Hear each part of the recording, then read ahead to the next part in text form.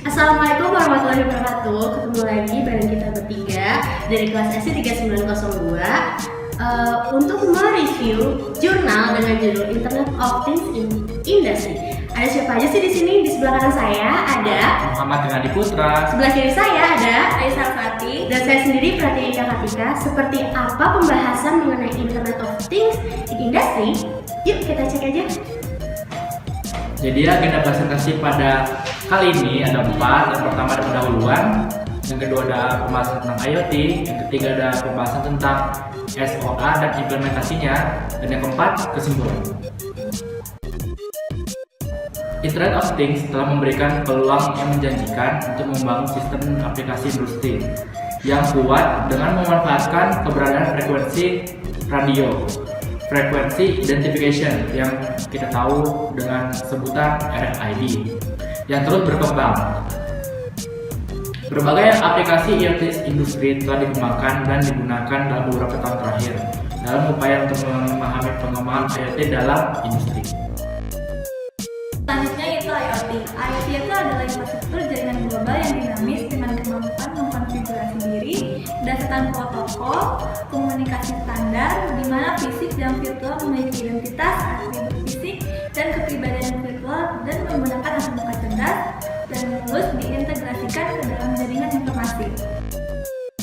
Lalu ada SOA, yaitu Service Oriented Architecture. Pengertiannya adalah suatu gaya arsitektur sistem yang membuat dan menggunakan proses bisnis dalam bentuk paket layanan sepanjang siklus hidupnya. Ya, selanjutnya ada mengenai implementasi SOA. SOA telah berhasil digunakan dalam bidang penelitian seperti komputasi awan, WSN, dan jaringan kendaraan. Nah, teman-teman pengen tahu kan gimana implementasi SOA di kehidupan nyatanya? Berikut adalah video dari implementasi SOA.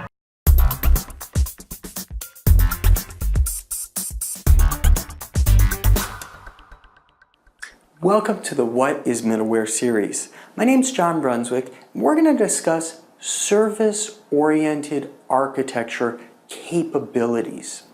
In order to do this, we're going to continue to use our fictional towns, Middleware Fields and Codaway Valley. Now, at Middleware Fields, they're a very eco-conscious community. And because of this, they want to enable all of their employees to use public transportation to get to their work to cut down on pollution. So an employee can take a bus to work, take a ferry to work, they can take the subway to work, they can even use a ride-sharing service to get to work. Now, at first this was a great idea and everybody was very excited about having all of these different transportation services.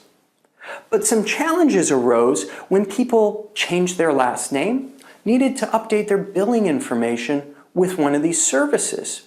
Each one of these services stored its customer information a little bit differently. Over at the bus, they used a big mainframe computer to store all the information, and you have to telephone in to the bus company to make sure that that information is updated and accurate. For the ferry service, they actually store everything with paper files.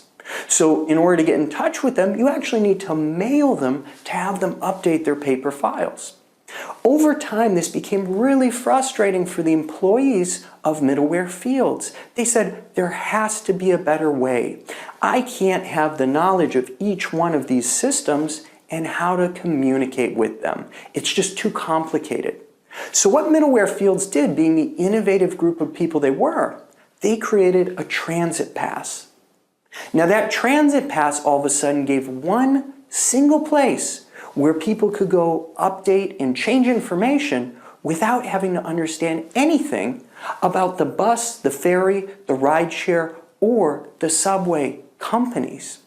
In addition to that, when a new form of transportation was introduced, for instance, community bicycle transportation, or maybe they replaced the existing bus line, nothing needed to change for the employees. They could still use their transit pass and get access and work with all of that information.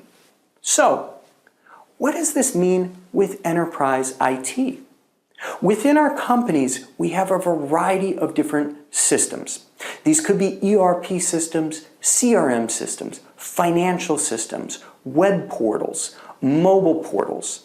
What we're able to do using service-oriented architecture principles and capabilities is to take those systems and create a single way to communicate across them, because one system might use COBOL to communicate, another might use .NET, and another might use Java. They each have their own ways of working with code. So the problem at big companies is you need skills in every single one of these if you want to, for instance, provide self-service online for people. You need to cobble together all these existing services. So using things like a service bus, we're able to have a single place that everybody can communicate to that uses a single approach and uses a single skill set. This means that if somebody wants to change their ERP, they don't need to change all the ways in which the other systems talk to the ERP. If the web portal and the CRM system both speak to that ERP, because they do it through service-oriented architecture principles and something like a service bus, we can swap out that ERP and not have to change the existing integrations. We just need to change the one integration at the top specifically for that ERP. So this gives enterprise organizations a tremendous amount more flexibility. It allows them to have an easier time managing their systems and a lower cost of management. This allows them to respond to business needs more quickly. So as companies get more and more systems, in order to reduce the complexity, service-oriented architecture principles and the technologies like a service bus that support them provide tremendous value. This has been What is Middleware? Service-oriented architecture principles and capabilities. Sekarang kita sudah sampai di penghujung video dan saya akan membacakan kesimpulan dari review jurnal yang telah kami sajikan. Kesimpulannya adalah IoT mengintegrasikan berbagai perangkat yang dilengkapi dengan kemampuan penginderaan, identifikasi, pemrosesan, komunikasi, dan juga jaringan. Khususnya, sensor dan aktuator semakin kuat, lebih murah dan lebih kecil yang membuat penggunaannya di mana-mana. Industri memiliki minat yang kuat dalam menyebarkan perangkat IoT untuk mengembangkan aplikasi industri seperti pemantauan, kontrol, manajemen, dan penggunaan otomatis. Sekian presentasi dari kelompok kami ucapkan terima kasih. Wassalamualaikum warahmatullahi wabarakatuh.